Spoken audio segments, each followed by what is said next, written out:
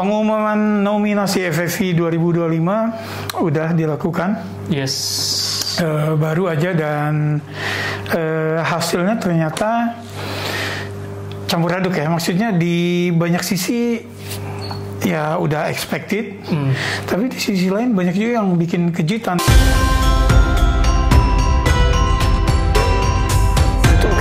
Ngomongin film bersama Bayu dan Eda. Jadi kita nggak bahas nominasinya satu-satu apa. Yang kita bahas adalah catatan besarnya. Yang pertama tentu film apa aja yang paling banyak nominasi. Ada 2 film yang dapat nominasi paling banyak. 12 masing-masing. Pengepungan di Bukit Duri dan satu kejutan The Shadows Trace. Oke, bagi lo kejutan satu atau dua-duanya? Kalau yang Joko Anwar gue nggak terlalu terkejut ya, karena tiap kali dia bikin film dia festival dan mendominasi. Ya, kita ingat Siksa Kubur tahun lalu 17. Oh iya. Perempuan Tanah Jahanam 17.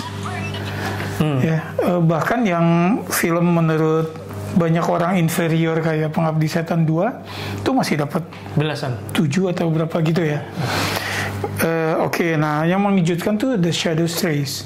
Walaupun kalau mau jujur mestinya sih bukan kejutan, karena film Timo sebelumnya The Big Four yang sama-sama untuk Netflix itu juga banyak banget 11, dan malah kemenangannya tuh mengejutkan ya, kayak Martino Leo menang aktor pendukung terbaik tuh orang kan nggak nyangka. Oh ya, di film itu gitu kan. Nah, gue surprise bagi gue The Shadows Trace, tapi good surprise karena gue suka filmnya. Iya. Nah kemudian Perang Kota 10 nominasi. Perang Kota ini Mali Surya ya. Dia punya catatan bagus juga. Marlina kan waktu itu menang, memecahkan rekor waktu itu yang sekarang udah terpecahkan lagi. Film yang paling banyak menang Piala Citra waktu itu 10. Nah sekarang Perang Kota ada 10 nominasi. Kemudian film yang mewakili Indonesia ke Oscar Sore. Istri dari Masa Depan tuh 8 nominasi. Dan ada Jumbo 7. Oke. Apa yang mau kita bahas duluan nih? Yang mau kita bahas adalah yang pertama Surprises and Snubs. Oke. Ya, jadi yang nggak nyangka bisa masuk nominasi, sama yang kok ini nggak ada gitu. Oke, tadi sebetulnya sebagian tuh udah ya. Maksudnya bahwa The Shadows Trace sebagai film full action bisa masuk nominasi segitu banyak. Ini sekarang coba ya kita lihat. Nah, dia lebih banyak dari The Big Four. Ya, satu nominasi lebih banyak. Tapi tetap nggak masuk nominasi film terbaik. Iya. Gitu. Nah, nominasi film terbaik kan kita tahu ada Jumbo, ada Sore, ada Pengepungan di Bukit Duri, Perang Kota, dan film debutnya Reza Radian, Pangku. Gitu. Oke, itu jadi satu catatan juga yang perlu kita ngomongin, yang agak ngeganjel karena FFI beda dengan Oscar yang jelas banget apa persyaratannya. Harus tayang dulu untuk umum selama berapa lama? Seminggu di kota-kota tertentu, kota besar ya. Di kota-kota tertentu. Dan nggak mungkin film yang belum tayang itu dapat nominasi. Iya, nggak eligible ya. Jadi ya kalau belum tayang ya dia nggak bisa. Tahun depan aja. Tahun depan, gitu. Nah, ini masih nggak jelas. Yang ya, lu mau komen? Ya, sebetulnya peraturannya ada ya. Nah, jadi bahwa sebuah film eligible kalau dia udah tayang di festival, nggak harus di Indonesia, di luar pun gitu ya. Gitu. Nah, sebetulnya menurut gue peraturannya itu yang harus di amandemen. Iya, menurut gue jangan tayang di festival mana. Tapi memang untuk publik secara umum gitu loh. Bahkan kayak Air Mata Buaya yang dapat banyak nominasi, beberapa nominasi, sampai sekarang belum rilis. Sebetulnya Surprises tuh relatif sedikit ya, Bay. Karena kayaknya memang nama-nama yang masuk lumayan, memang lumayan layak. Tapi ini kalau bicara subjektif, gue nggak ngerasa Perang Kota pantas disandingkan di situ gitu ya. Secara teknis oke. Iya, karena dia menghidupkan lagi Jakarta 40-an yang nggak ada. Ya. Dengan segala usahanya lah. Nah kemudian acting beberapa pemainnya oke karena mereka harus berbahasa Belanda dengan lancar misalnya. Tapi sebagai satu package, sebagai satu film, kurang ya? Gue kurang ya, gitu loh. Fokusnya di mana juga gue nggak ngerasa Perang Kota tuh nemu gitu ya, gitu. Tapi dan again itu ada di review kita ya, gitu. Nah kalau memang ada yang misalnya ya, ada yang bisa gantiin nih, ya. Siapa yang ganti Perang Kota di daftar nominasi film terbaik? Lo akan milih apa? Ada beberapa kayak Home Sweet Loan, mungkin banyak yang setuju. Gue termasuk yang enggak. Salah satu favorit gue tahun ini, Satu Kakak, Tujuh Ponakan. Iya. Gitu. Nah, gue juga termasuk yang dari awal sekali tuh ngerasa waktu kita bikin review sore. Bahkan sebelum sore muncul, kita ngerasanya ini film yang akan merajai di FFI ya. Iya. Jadi ketika kita review sore, gue tuh udah sempat bilang bahwa ini kayaknya Yandi Lorenz akan bikin mengulang sejarah Teguh Karya di mana 2 film dan 2 kategori sutradara tuh dipegang sama dia. Tapi cuma sutradara. Tapi di sini Satu Kakak Tujuh Ponakan dia nggak masuk. Sore masuk, tapi Satu Kakak enggak. Di penyutradaraan gitu juga cuma sore. Satu Kakak enggak gitu. Nah sekarang kita pindah ke mumpung lagi ngomong penyutradaraan gitu kan ya. Nah jadi di sini sutradara terbaik nih tumben nih nggak ada Hanung. Padahal filmnya ada Gowok ya. Gue suka film Gowok juga termasuk yang berbicara kan salah tahun ini. Salah satu film yang gue suka yang menurut gue penyutradaraan Hanung di situ cukup oke. Nah sutradara terbaik di sini agak ada satu nama yang beda ya. Dari daftar film terbaik. Jadi Jumbo diwakili oleh Rian Adriandi. Perang Kota ada Moli. Pengepungan ada Joko Anwar. Sore ada Yandi. Nah tapi film Pangku Reza nggak ada di nominasi sutradara terbaik. Diganti oleh Om Timo Cahyanto yang ini juga mengulang dia di The Big Four ya. The Big Four dia juga masuk nominasi sutradara terbaik. Gue karena suka Shadow Stress dan emang mungkin membutuhkan penyutradaraan yang prima juga film itu. Dan kita belum nonton Pangku saat ini taping. Iya saat taping. Jadi kita belum bisa nilai. Kalau menilai dari trailernya sepertinya Pangku ada film yang gue bakal suka. Dari trailernya ya. Tapi having said that, apakah aku pikir Pangku layak berada di sini? Menurut gue tunggu tahun depan. Reza ini juga bikin catatan prestasi baru. Oke, dia nggak masuk nominasi sutradara terbaik, tapi dia masuk nominasi penulis skenario.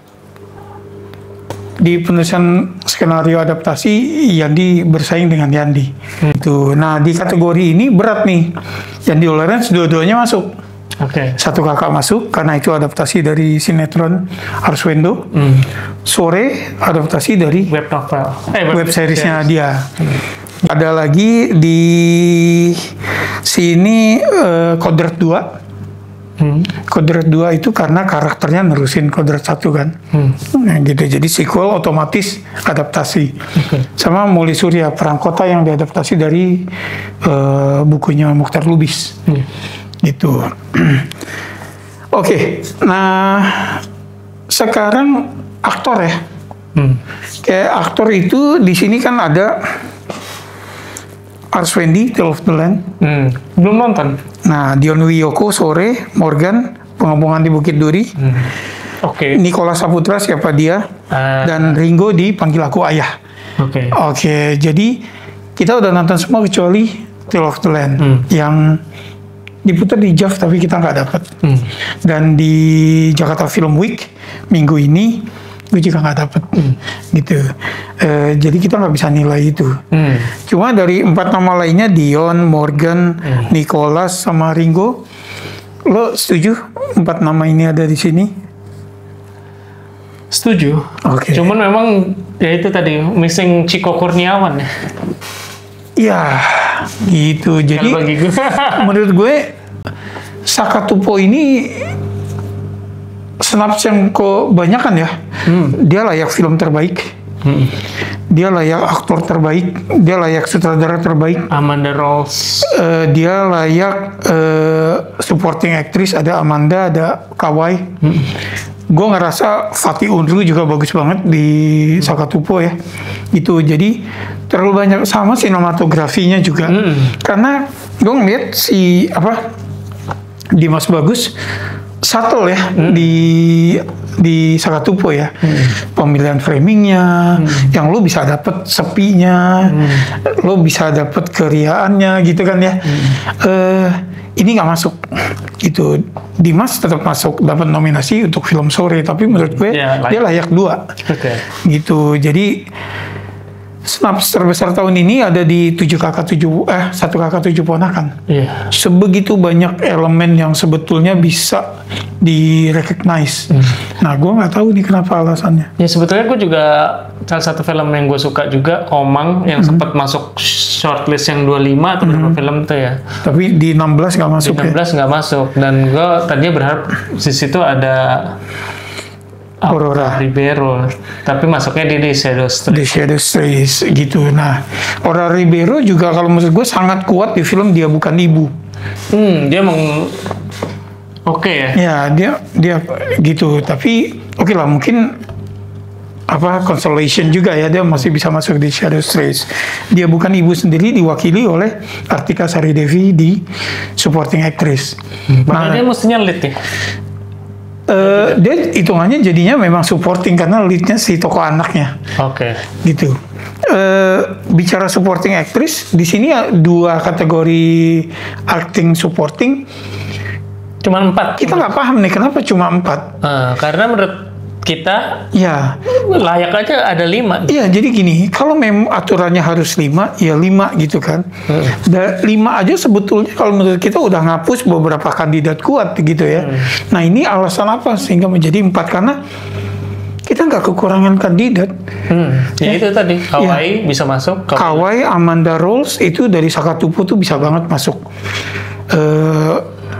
Di supporting actor ada Fatih Unru tadi, ada Ringo yang jadi Mas Eka, gitu ya. Nggak paham kenapa harus 4, sebetulnya itu aja sih, gitu ya. Kalau nanti misalnya, wajar lah kalau nggak puas ini segala macam. Oke, kesampingkan soal itu, tapi kenapa ini 4? Sementara ada kandidat lain yang banyak gitu, dan layak masuk. Yang perlu direvisi juga lagu asli itu ya. Nah, bukan lagu tema. Lagu tema. Masalahnya adalah ya lagu lama yang udah ikonik banget, dalam bentuk apapun ikonik, dimasukin di film ya pasti siapa yang nggak suka gitu, ya kan? Nah, ya ini lagu tegar gitu kita nggak perlu masukin lagi dalam. Iya, lagu tegar memang jadi sentral di film Panggil Aku Ayah ya, gitu, sampai nama karakternya juga Rosa, gitu. Tapi lagu ini tidak diciptakan untuk film Panggil Aku Ayah, gitu. Unless 28 tahun lalu memang penciptanya udah nanti tahun 2025 akan ada film Panggil Aku Ayah, gue bikin sekarang gitu. Bara Suara, Terbuang Dalam Waktu, yang ikonik banget. Ya, di film itu 2 tahun gitu, dan lagunya tuh memang pas banget. Kuncian di satu adegan kunci lagu itu, yang kalau lagu itu ditarik, impactnya adegan itu akan jauh berkurang. Gitu. Nah, tapi dia tidak diciptakan untuk film sore. Nggak ada, sebetulnya di film sore itu nggak ada lagu yang baru ya, gitu loh. Jadi 1, 2, 3, 4, 5 lagu semuanya lagu yang memang udah rilis duluan. Iya, malah ini gue bicara sebagai penggemar film sore ya. Malah Komang Ada lagunya Iconic nggak masuk juga, nggak masuk shortlist ya. Iya, jadi kayak gitu. Kayaknya memang rules untuk lagu tema diganti menjadi lagu asli deh.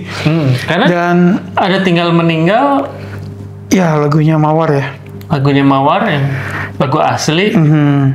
Jadi kalau menurut kita sih mestinya memang udah aja aturannya dibikin menjadi lagu orisinil.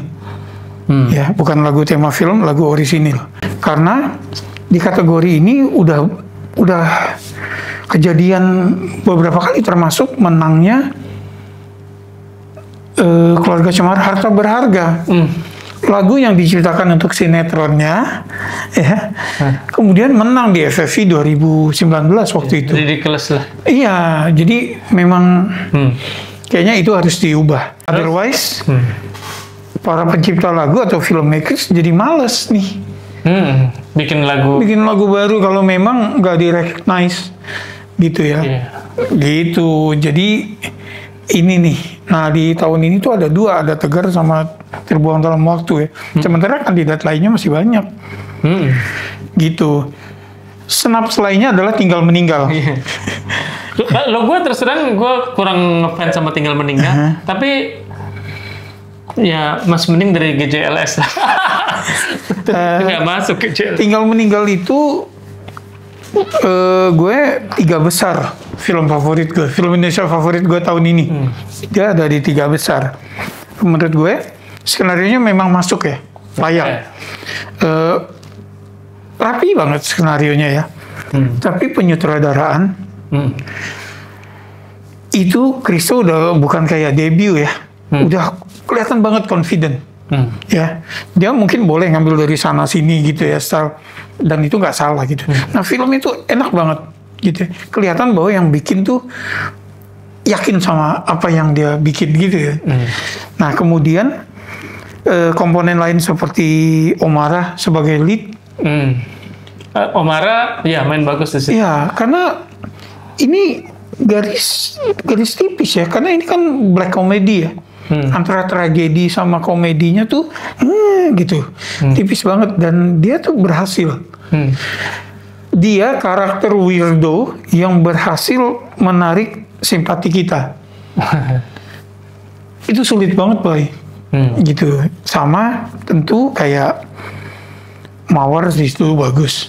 Oke lah, misalnya dia kurang terlalu penting, Nirina bagus di situ. Tinggal Meninggal juga underrepresented kalau menurut gue. Loh, apalagi yang Snaps? Yang Snaps Komang tadi. Komang karena gue suka banget. Mungkin dari situ bisa masuk Aurora Ribeiro dan penyutradaraan menurut gue. Naya ya. Naya. Karena gue terutama Komang yang paling nempel di gue dan gue paling suka adalah openingnya. Transisi ketika Komang kecil ke dewasa ya. Itu asik banget. Iya gitu, jadi menurut kita yang Snaps itu di situ ya. Sinematografi juga. Sinematografi ya usual suspects kayak Batara Gumpar layak banget gitu ya. Tapi Dimas Bagus nggak dapet untuk Satu Kakak Tujuh Ponakan tuh juga aneh. Dan again, tahun lalu dia juga nggak dapat untuk Jatuh Cinta Seperti di Film-Film. Bukan cuman dia layak dapat nominasi, dia layak menang karena filmnya itu visual banget ya. Visual language itu kuat sekali di Jatuh Cinta Seperti di Film-Film, dan itu dia nggak masuk sama sekali. Jadi nggak tahu pertimbangannya apa gitu. Kalau nggak salah nominasi itu juga kan dari asosiasi ya. Nah, ya gitu sih. Jadi apalagi ya? Ovel Obaja,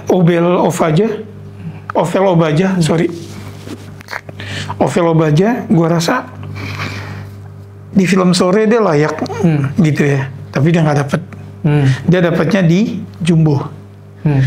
Gitu. Apakah Jumbo layak?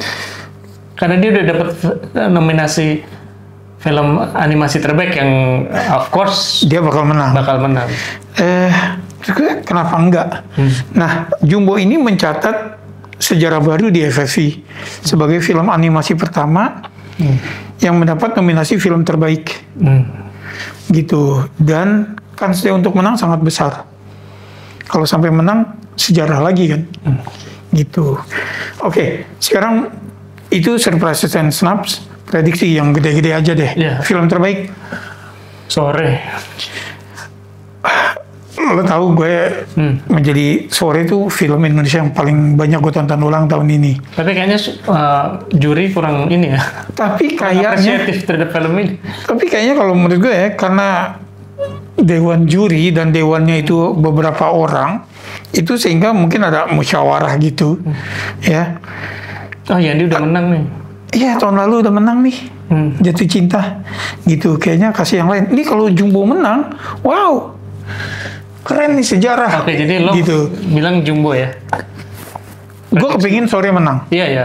tapi kayaknya yang menang Jumbo. Oke. Sebaliknya, sutradara terbaik kayaknya Yandi. Oke. Karena tahun lalu JCDF itu ngeborong 7 piala Kecuali Yandi. kecuali Yandi. Oke. Itu kayaknya sutradara akan ke Yandi. Pemeran utama. Pemeran utama di sini ada Morgan, ada Arswendi yang kita nggak bisa nilai ya. Ada Ringo, Dion Wiyoko, sama Nicholas Saputra. I'll give it to Dion Wiyoko. Di sini sih sebenarnya gue ngerasa siapapun yang menang pantas ya. Ini Arswendi ini ya karena belum nonton udah lah ya gitu ya. Tapi siapapun yang menang sih layak-layak aja. Dan gue gak keberatan kalau misalnya Nicholas menang di Siapa Dia. Karena dia di sini out of character ya. 3 orang. Dia memerankan 3 orang. Dia nggak cuma acting, dia nyanyi, dia menari, gitu kan ya. Skill dia dikeluarin semua di sini. Emang filmnya yang nonton dikit, gitu. Jadi, gue sih tahun ini gue rasa Nicholas bisa menang lagi. Oke. 20 tahun setelah Gi. Oke. Terus pemeran utama wanita.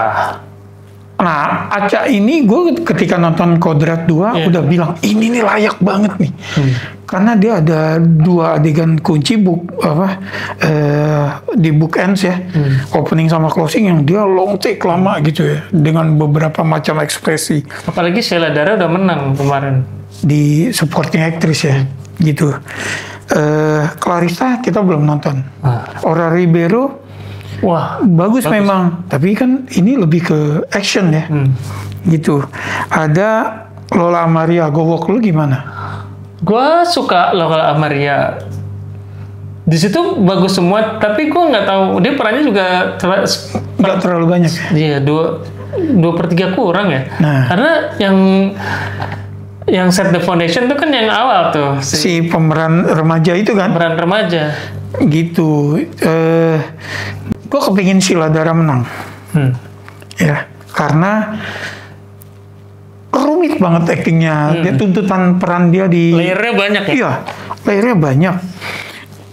Terus pengulangan dia time loop itu kan juga banyak. Dan tiap kali dia bangun, ekspresinya beda. Tapi gue gak keberatan kalau Aca menang. Oke. Karena bagus banget di Kodrat 2. Kalau bagi gue, saya Sheila Dara. Oke. Sutradara? Oh, sutradara. Aduh. Ada Jokan, ada Molly, Rian, Timo, Yandi. Udah, kalau gue sih Yandi. Gitu. Oke, nah sekarang dari kamu, film apa yang kamu jagoin? Setuju gak? Kayaknya banyak juga komen yang Pengepungan Bukit Duri kok paling banyak gitu kan ya. Untuk Rangga dan Cinta kok nggak masuk. Bahkan di musik aja nggak masuk deh. Di musik nggak masuk. Lagu nggak masuk. Padahal ada 2 lagu baru kan. Dan lagu lama pun bisa masuk. Iya, kalau memang rulesnya masih kayak gini gitu ya, mestinya menang aja. Toh dulu lagu mereka juga menang kan di FFV 2004. Jadi bisa menang 2 kali. Bisa menang 2 kali. Aneh kan kalau peraturannya nggak diganti kan? Gitu loh. Jadi kira-kira siapa aja yang kamu jagoin? Siapa yang kamu jagoin tapi nggak masuk nominasi? Silakan tulis di komen. Sorry kalau kita rambling kepanjangan. Makasih udah mampir. Sampai ketemu di film berikutnya. Salam.